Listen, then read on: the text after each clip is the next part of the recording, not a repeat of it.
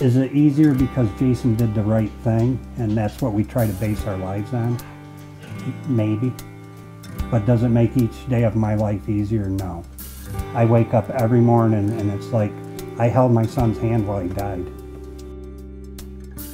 This is a story about the wounds of war and the love that helps heal them. These are the Dunhams, Deb and Dan.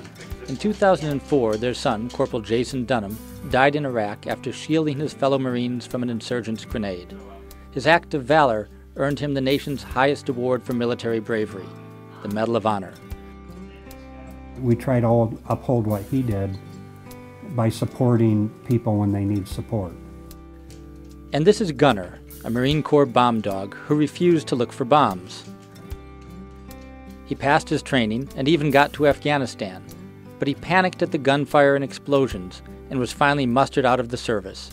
It wasn't pacifism, but a crippling case of canine post-traumatic stress disorder. His handler said he's a lover, not a fighter. The Marines had a more bureaucratic term for him. He was declared excess, which really offended me because he's not excess. He's just disabled. When they read about Gunner in the Wall Street Journal this spring, the Dunhams, whose own story was chronicled by the paper in 2004, were among scores of people who put their hands up to adopt him. This is a Marine. This Marine needs a home. We have a home for him. I don't have my Marine. I've got a place for this one. It was an easy call for the Marines. The Dunhams have 2 other dogs and live on acres of land in Scio, a small town in western New York.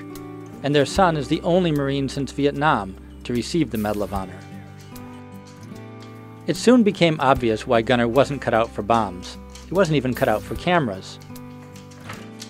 But we found that he's very camera shy. We have no explanation for that yet, but we're going to hopefully work with him on that too. Oh, it took him a while because I had been taking pictures in the back of the truck with my cell phone. Even the phone cameras he's scared of. Yeah, and so every time I picked up my phone, he was doing the duck and hide syndrome, and now he's realized that I actually talk on it, and I don't always take a picture of him with it.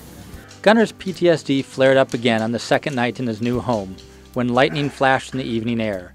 He panicked, hyperventilating and shaking even before the thunder began. He went in the kennel, face first, and tried to hide his face down in the corner.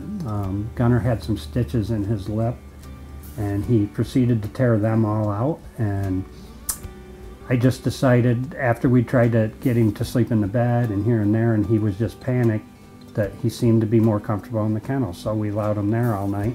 The Dunham's 120-pound yellow lab, Ziggy, sometimes Gunner's rival for toys and attention, stood watch that night, sleeping beside Gunner's kennel. Patience and love, and hours of throwing Gunner his favorite rubber toy, have brought gradual improvements. He's gone from putting his face into the wall to he's facing out watching everybody. I think Gunner will overcome. I think everybody's resilient, human and dogs. We'll just love him through it. But as Gunner and the Dunhams know, scars may fade, but they're still scars. Some things will probably never go away. What's happened with our son, that stuff like that's never going to go away. But we tackle life each day, and believe us, to us it's like Jason died yesterday. To Gunner, or whatever happened to him, it's probably like it happened yesterday. We get up each day and we find a new way to get through the day, realizing that Jason's not here, and we have to pass that on to Gunner. For the Wall Street Journal, this is Michael M. Phillips in Scio, New York.